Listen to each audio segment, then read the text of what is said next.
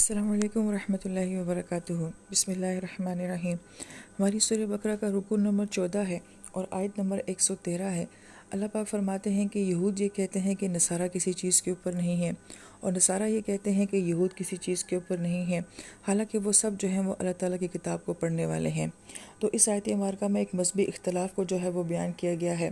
لیکن اصل میں مفسرین کرام یہ فرماتے ہیں کہ آیت مبارکہ پہ غور کیا جائے تو یہ محض دو جماعتیں نہیں ہیں، بلکہ یہ دو طرح کے رویے ہیں جو اس آیت مبارکہ میں بیان کیے گئے ہیں۔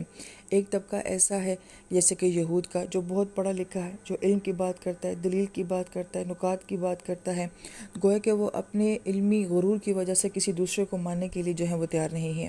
جبکہ دوسرا طبقہ جو ہے، جیسے کہ یہاں پہ نصارہ کا بیان کیا گیا ہے، ان کے ہاں عبادات بہت زیادہ ہیں، رسومات بہت زیادہ ہیں، عقیدت بہت زیادہ ہے، محبت کی باتیں بہت زیادہ ہیں، لہٰذا وہ بھی کسی بات کو قبول کرنے کے لیے جو ہے وہ تیار نہیں ہیں۔ تو گویا کہ یہ دو طرح کے رویے ہیں جو اس آیت مبارکہ میں بیان کیے گئے ہیں۔ اور ہم یہ دیکھتے ہیں کہ اللہ پاک مسلسل 5ویں رکوع سے لے کے اس 14 رکوع تک بنی اسرائیل کو بیان کر رہے ہیں، اور انسان کے ذہن میں یہ خیال آتا ہے کہ ایک ایسی امت جو کہ گزر چکی ہے اور اس کے اوپر مختلف سزائیں بھی گزر چکی ہیں، تو آخر اس کو اتنا قرآن میں کیوں بیان کیا گیا ہے؟ تو اس ضمن میں بھی مفسرین کرام یہ فرماتے ہیں کہ اس امت کا ہمارے ساتھ ہر لحاظ سے بہت گہرا تعلق ہے۔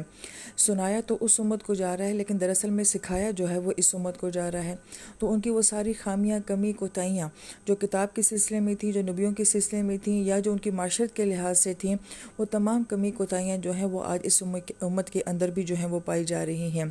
یہی وجہ ہے کہ اللہ پاک اتنی تفصیل کے ساتھ اس امت کو سنا رہے ہیں۔ لہذا یہ رویہ بھی آج امت کے اندر ہے۔ ایک علمی طبقہ ہے جو کہ روحانیت کو ماننے کے لیے تیار نہیں ہے، ایک روحانیت کا طبقہ ہے جو کہ پھر علم کے ساتھ اپنا تعلق نہیں جوڑتا ہے۔ اور پھر اس اختلافات کا اثر کیا ہوتا ہے؟ تو گویا کہ مذہبی اختلافات کا اثر جا کے کس پہ پڑتا ہے؟ یہ اگلی آیت مبارکہ میں بتایا گیا کہ اس کا اثر مساجد کے اوپر جا کے پڑتا ہے، پھر مسجدیں ویران ہو جاتی ہیں، پھر وہ اختلافات کا گڑھ بن جاتی ہیں، پھر ہر کوئی اپنے مسلک کو اور اپنی سوچ کو، اپنے عقیدے کو بیان کر رہا ہوتا ہے۔ وہ جو مسجد کا اصل مقصد ہے، وہ جو اس کی روحانیت ہے، وہ فوت ہو جاتی ہے۔ اسی بات کو اللہ پاک نے اگلی آیت مبارکہ میں یوں بیان فرمایا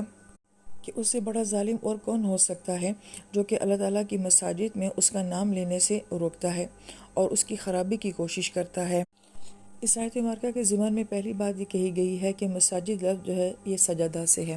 سجدہ یعنی کہ سجدہ کرنا، اور مسجد وہ جگہ جہاں پہ سجدہ کیا جاتا ہے۔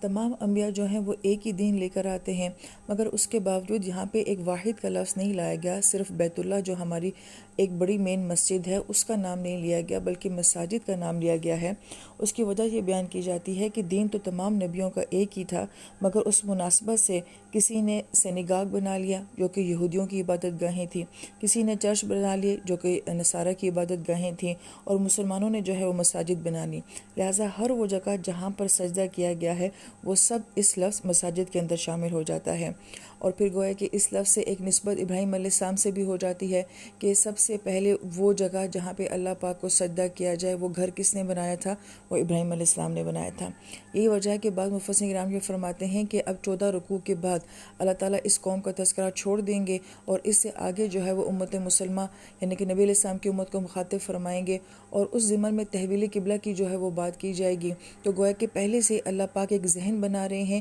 اور پھر آگے جا کے مکمل 2 رکوع جو ہیں وہ تحویل قبلہ کے بارے میں ہوں گے۔ تحویل قبلہ کا معاملہ ہم جیسے مسلمانوں کے لیے کوئی بہت بڑی بات نہیں ہے، لیکن اگر اس زمانے کے لحاظ سے دیکھا جائے تو ان کے لیے ایک دم قبلہ کو تبدیل کرنا یہ ایک بہت بڑا معاملہ تھا۔ تو جب کوئی تبدیلی کی جاتی ہے تو اس سے پہلے ایک ذہن بنایا جاتا ہے، پھر تبدیلی کی بات کی جاتی ہے۔ تو گویا کہ اس رکوع میں ایک طرح سے انسان کے ذہن کو تیار کیا جا رہا ہے اس آنے والے وقت کی تبدیلی کے لیے۔ پھر آیت مبارکہ میں لفظ سجدہ آیا ہے، اس سے سجدے کی اہمیت کو بھی بیان کیا گیا ہے کہ ہماری دین میں سجدے کی بہت اہمیت ہے۔ پچھلی آیت مبارکہ میں بھی اللہ پاک نے فرمایا تھا کہ جس شخص نے اپنے چہرے کو اللہ تعالیٰ کے لیے جھکا لیا تو گویا کہ اس کے اندر بھی سجدے کا پہلو تھا، اور یہاں پہ بھی گویا کہ ہماری نماز میں سجدہ ہے، سجدہ سہو ہے، قرآن میں سجدے ہیں، شکرانے کے سجدے ہیں، اس طرح کے بہت سارے سجدے جو ہیں وہ ہمیں اپنے دین میں نظر آتے ہیں۔ اس کی ایک وجہ یہ بیان کی جاتی ہے کہ سجدے ہی کی اہمیت کو اتنا کیوں بیان کیا گیا، اور مسجد لفظ بھی جو ہے وہ سجدہ سے ہے، کیونکہ ابلیس نے بھی سب سے پہلے سجدے ہی سے انکار کیا تھا۔ تو گویا کہ وہ انکار جو کہ آسمانوں پہ ہوا تھا، اس کا اقرار شدت کے ساتھ زمین پہ سجدوں کی صورت میں ہونا چاہیے۔ پھر اس آیت مبارکہ میں یہود و نصارہ کے اوپر مفسرین کرام فرماتے ہیں یہ طنز کیا جا رہا ہے کہ ان لوگوں نے اللہ تعالیٰ کی مساجد کو جو ہے وہ خراب کیا ہے، اور خراب کا معنی اکثر کے نزدیک جو ہے وہ ویرانی کے ساتھ بیان کیا گیا ہے، مسجدوں کو جو ہے وہ ویران کر دینا۔ لہٰذا مسجد ایک ایسی جگہ ہے کہ ایک اس کا ظاہری پہلو ہوتا ہے، ایک اس کا باطنی پہلو ہوتا ہے۔ ظاہری پہلو یہ ہوتا ہے کہ مساجد جو ہوتی ہیں وہاں پہ لوگوں کا اجتماع ہو، ان کا آپس میں اتحاد ہو، اتفاق ہو، ایک اجتماعی عبادت جو ہے وہ سامنے آئے، اور پھر وہ پورے معاشرے میں جو ہے وہ بہت اہم کردار ادا کر رہی ہو ہر لحاظ سے، کہ لوگوں کے بہت سارے مسائل جو ہیں وہ مساجد سے حل ہو رہے ہوں۔ یہ اس کا ایک ظاہری کردار ہے، جیسے کہ ہمیں مسجد نبوی نظر آتی ہے، چاہے علم کا معاملہ ہو، عمل کا معاملہ ہو، تربیت کا معاملہ ہو، سیاسی مسائل ہوں، معاشرتی مسائل ہوں، وہ ایک جگہ سے بہت ساری خیر جو ہے وہ پورے معاشرے کے اندر پھیل رہی تھی۔ تو گویا کہ ایک ایکٹیو قسم کا کردار جو ہوتا ہے وہ مسجد کا ہوتا ہے، یہ ظاہری لحاظ سے معنی ہوتا ہے۔ اور مسجد کا ایک باطنی معنی جو ہوتا ہے وہ یہ کہ اس کے اندر ایک روحانیت ہو، ایک کیفیت ہو،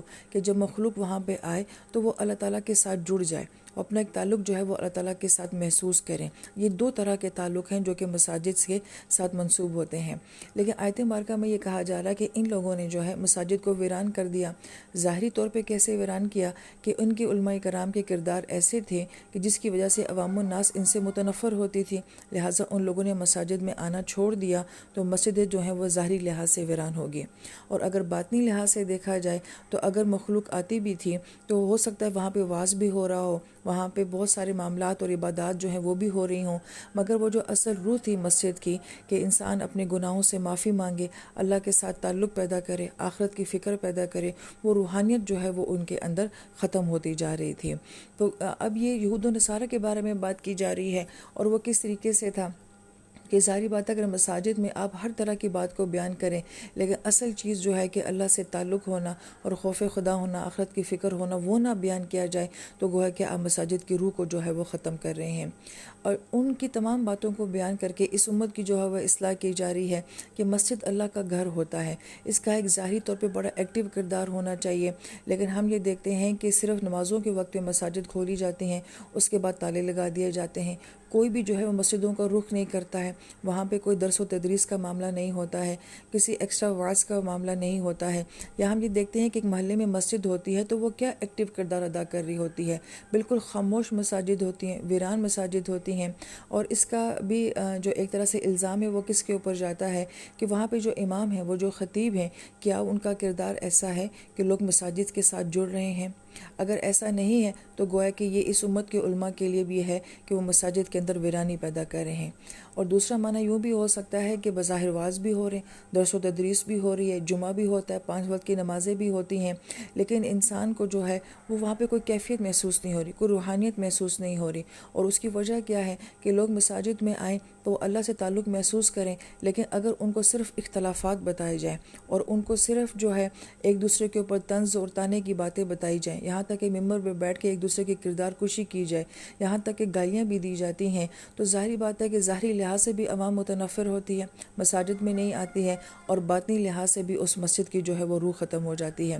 اس ضمن میں بعض اہل علم یہ بھی کہتے ہیں کہ یہ رویہ جو مساجد سے آتا ہے کہ اگر ہر خطبے کے بعد، ہر نماز کے بعد جو ہے یہ کہا جائے کہ مساجد کے لیے جو ہے وہ چندہ چاہیے، مرمت کرنی ہے، بجلی کے بل دینے ہیں، اور فلاں کام کرنا ہے، فلاں کام کرنا ہے، تو عوام الناس یہ سمجھتی ہے کہ یہ لوگ صرف مسجدوں کے نام پہ مانگتے ہیں، تو گویا کہ ایک بڑا غلط تاثر جو ہے وہ لوگوں میں جاتا ہے، اور پھر وہ لوگ بھی جو ہیں وہ پیسہ دے کے فارغ ہو جاتے ہیں۔ وہ کہتے ہیں ٹھیک ہے ہم نے مرمت کرا دی، تعمیر کروا دی، اوپر کی منزل لگا دی، اے سی لگا دیا، پنکھے لگا دیے، مگر ہم نے آ کے نماز نہیں پڑھنی ہے، یہاں پہ آ کے ہم نے جو ہے وہ وقت نہیں گزارنا ہے۔ تو گویا کہ ظاہری لحاظ سے مساجد بن بھی رہی ہوں، تعمیر بھی ہو رہی ہو، بل بھی ادا ہو رہے ہیں، مرمت بھی سب کچھ ہو رہی ہے، مگر جو مسجدوں کی روح ہے وہ اندر سے ختم ہو گئی ہے، کہ انسان نہ ظاہری لحاظ سے اس گھر کے ساتھ جڑ رہا ہے اور نہ باطنی لحاظ سے اس گھر کے ساتھ جڑ رہا ہے۔